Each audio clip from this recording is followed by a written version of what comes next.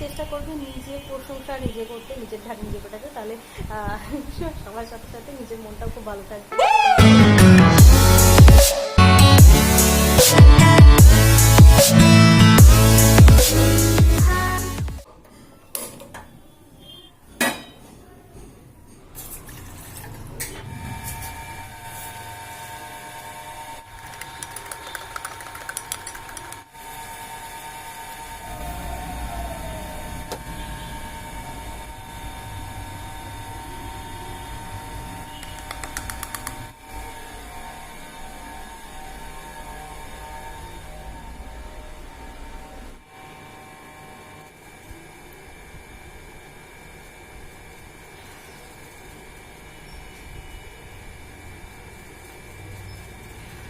Hello, good morning friends. এখন সকাল বাজে 11টা। সকাল সকাল ভাবছেন এই গুড মর্নিং এবং সকালে মানে 11টার সময় চা খাচ্ছি কেন, সেটা হচ্ছে আজকে সকালে মানে আজকে ছেলের স্কুল ছুটি ছিল, তো সেই কারণে বাড়িতেই ছিলাম এবং বাড়ির যে সমস্ত কাজগুলো ছিল, প্রচুর জামা কাপড় কাচার ছিল, সেই জামা কাপড় কেচে ধুয়ে মানে এখন আমার রান্না হয়নি, তো অনেক মানে একটু টায়ার্ড লাগছে, তো ভাবছি একটু চা খেয়ে নিই, খেয়ে একটু এনার্জিটা বাড়িয়ে নিই, তারপরে রান্না করতে যাবো।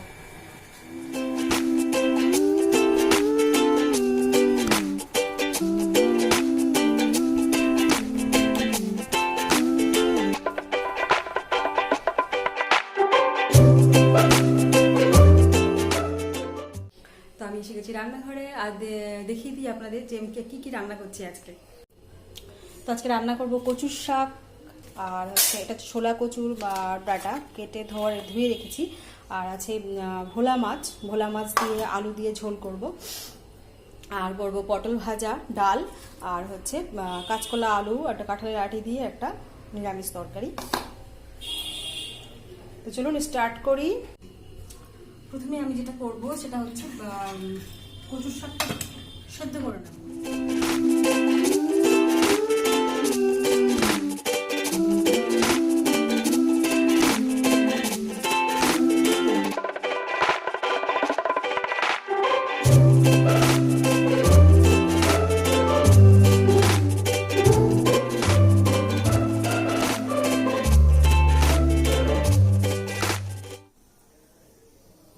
তেলটা কিন্তু বেশ ভালোই গরম হয়ে গেছে। তেল ভালো গরম না হলে কিন্তু মাছ ভেঙে যাবে এবং মাছটা কড়াইতে ভেঙে যাবে।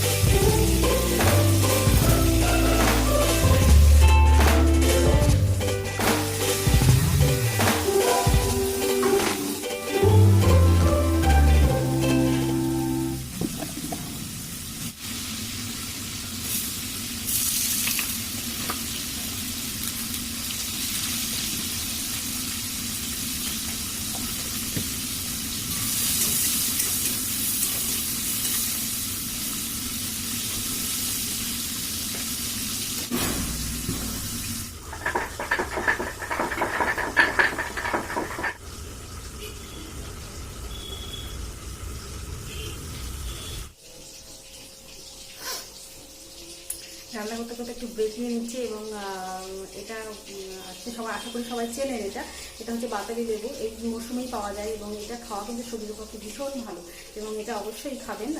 মিষ্টি মিষ্টি হয়, আমার ছেলে খুব পছন্দ করে, তো এটা কাটিয়ে এটা এখন খাওয়া।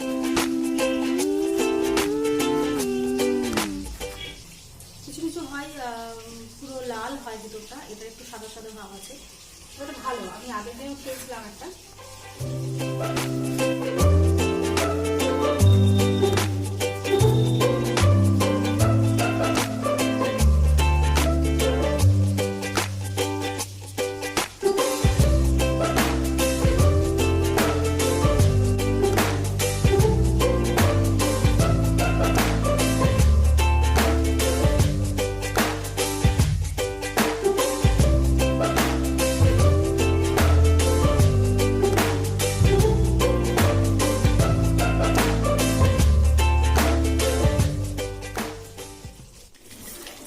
বেশ সব ভাজা হয়ে গেছে। হ্যাঁ বলো।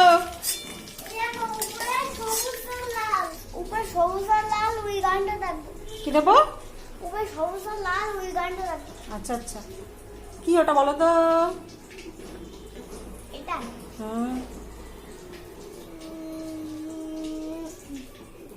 বলো কেন বলতে হবে বলো? বাতাবি লেবু। আচ্ছা, খাবে?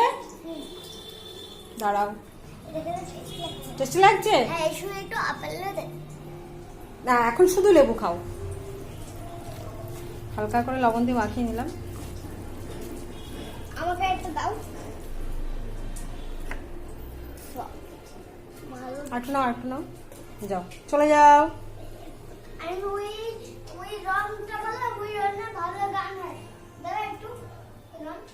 কোন গান? ওকে,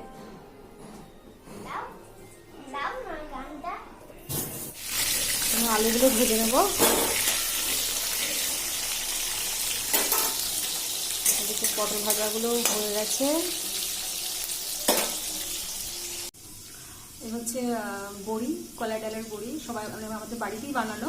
এবং এটা হচ্ছে আমি কাঁচকলা আলুর যে ঝোলটা বানাবো তার মধ্যেই বড়িটা দিয়ে দেবো। এটা শীতের সময় বানানো হয়, আমার বাড়িতেই বানিয়েছি।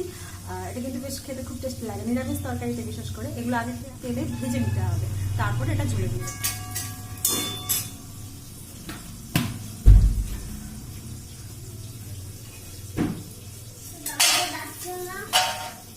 দিচ্ছি, বললাম তো দিচ্ছি, দাঁড়াও।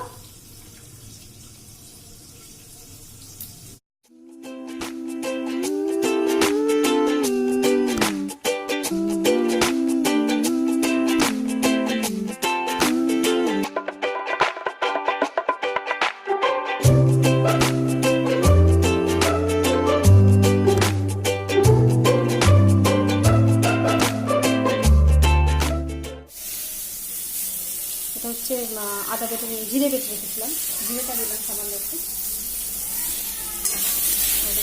কষিয়ে নেবো।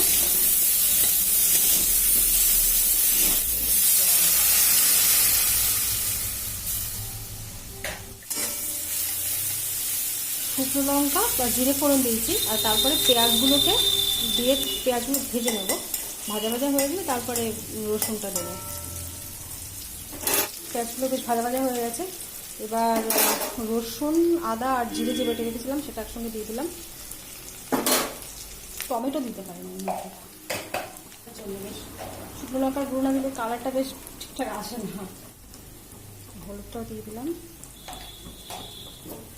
লবণ যেহেতু আমি আলু ভাজার সময় লবণটা দিয়েছিলাম, তো সেই কারণে লবণটা আমি পরে দেব, দেখে নিয়ে দেব লবণ যতটা প্রয়োজন পড়বে সেই অনুযায়ী। আগে এখন আমি লবণটা দিচ্ছি না। এবার আমি জলটা দিয়ে দিই।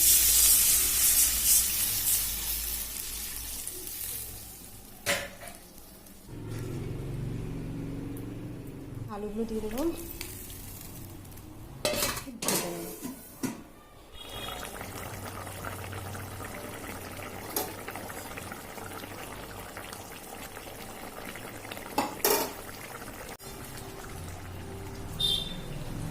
মাছের ঝোলটা আমার রেডি হয়ে গেছে প্রায়। দেখতে তো ভালো লাগছে, জানি না খেতে কেমন হবে, কারণ এইভাবে আমি কোনোদিন আগে রান্না করিনি। বেশিরভাগ টাইমটাই সর্ষে বাটা বা পোস্ত দিয়ে ঝাল করেছি। তো এটার মধ্যে আবার টমেটো যদি চান দিতে পারেন। এবার ঠিক কেমন হলো।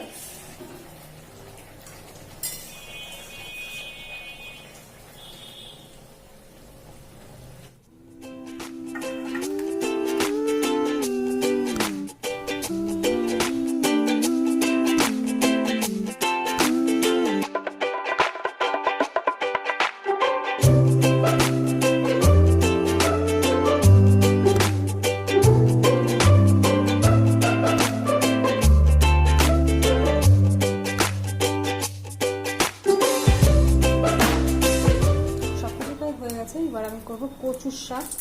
ফোড়ন দেবো একটা শুকনো লঙ্কা আর কাঁচা লঙ্কা এবং রসুন বেটে রেখেছিলাম, সেটা দিলাম।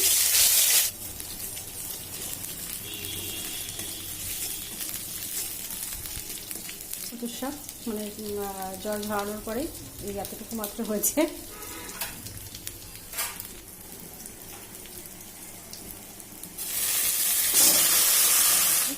লবণ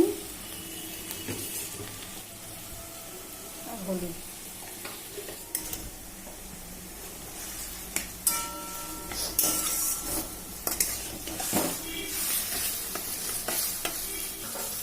আমি কচুর শাক নিরামিষ করেছি, কিন্তু কচুর শাকের মধ্যে অনেকে ইলিশ মাছের মাথা বা চিংড়ি মাছ, নারকেল পোড়া দেন, অনেকে ছোলা ভিজানো দেন। আমি হাতে মানে কিছু আমার রেডি ছিল না, হঠাৎ করে বাজার থেকে নিয়ে এসেছে কচুর শাক, তো সেই কারণে প্লেন নিরামিষই করেছি। মানে প্লেন নিরামিষটাই আমার জাস্ট মানে আমার কাছে দুর্দান্ত লাগে। আমার বাড়ির সবারই মোটামুটি পছন্দ করে। এটাকে বেশ ভালো করে শুকিয়ে নিতে হবে, তা না হলে বেশ রস থাকলে কিন্তু একটা গলা ধরার একটা ব্যাপার থেকেই যায়। যদিও ভাব দিয়ে জল ফেলে দিলে সে তেমন একটা অসুবিধা।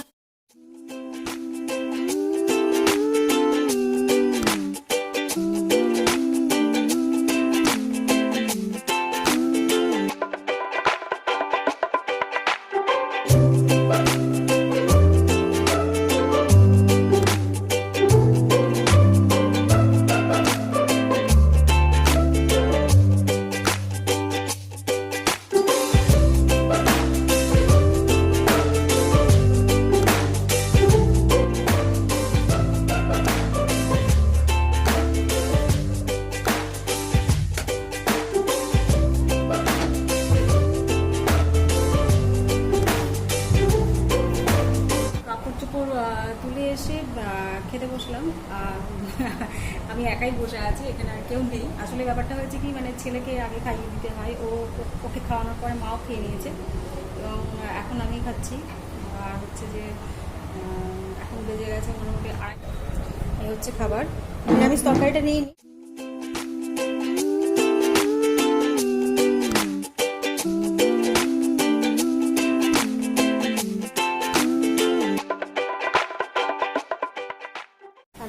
ভালোই ছিল, খাওয়া দাওয়া হয়ে গেছে। এবং কচুর শাক কিন্তু ভীষণ উপকারী, বিশেষ করে আয়রনটা কিন্তু খুব বেশি পরিমাণে থাকে। এবং ভোলা মাছ এবার আমি প্রথম রান্না করলাম। আমি আগে যা করেছি সব কিছুই সেই সর্ষে বাটা বা পোস্ত যেটা দিয়ে মানে একটা শুকনো করে একটু রান্না করেছি, সেটাই করেছি। কিন্তু আজকে আমি প্রথম আলু দিয়ে তরকারি করলাম এবং খেতে বেশ টেস্টি হয়েছিল। বলবেন যে নিজের ঢাক নিজে পেটাচ্ছে। আসলে এক মহাপুরুষের কথা আছে যে নিজের ঢাক যদি নিজে না পেটাও তবে এখনকার যুগে কেউ পেটাবে না। আর জিজ্ঞাসা করবেন না যে কোন মহাপুরুষের বাড়ি। তো এই যে মহিলা এখন ঘুমিয়ে গেছে, আর হচ্ছে যে বাড়ি এখন পুরো ঠান্ডা। তো এই ছিল আজকে আমার সারাদিনের মানে সারাদিনের বলতে কি দুপুর পর্যন্ত রুটিন বলে ঠিক হবে না, কারণ অন্যান্য দিন যখন পিকুর স্কুল থাকে তখন আমি সকাল 10টার মধ্যে আমার রান্নাবান্না কাজবাজ সব কমপ্লিট করে আমি স্কুলে ওকে নিয়ে বেরিয়ে যাই এবং তারপরে বাড়ি ফিরিয়ে আর 2-2:30 নাগাদ। কিন্তু ওর আজকে যেহেতু স্কুল ছুটি, তো ছুটির দিনগুলোতে কিন্তু কাজের চাপটা একটু বেশি থাকে। মানে সব হাউস ওয়াইফদেরই মনে হয় এটা হয়, কি বলুন। তো ছুটির দিন হিসাবে মানে অন্যান্য যে সমস্ত পেন্ডিং কাজ করে থাকে সেই কাজগুলো সব কমপ্লিট করতে হয়। তারপরে আরও অনেক নতুন কাজ এসে জমা হয়ে যায়। আর রান্নাবান্নাও একটু বেশি পরিমাণে হয়ে যায়। তা না হলে অন্যান্য দিন আমি খুব বেশি রান্না করি না, খুব শর্টকাট মানে একদম যেটা বলে শর্টকাটে ছেড়ে দিই। আজকে এই ছিল আমার একটা ব্যস্ত দিনের মানে শিডিউল। যদি ভালো লাগে তাহলে অবশ্যই লাইক করবেন, কমেন্ট করবেন এবং শেয়ার করবেন। এবং যদি সাবস্ক্রাইব না করে থাকেন তাহলে অবশ্যই সাবস্ক্রাইব করুন আমার চ্যানেলকে। এবং পরবর্তী ব্লগে আবার দেখা হচ্ছে।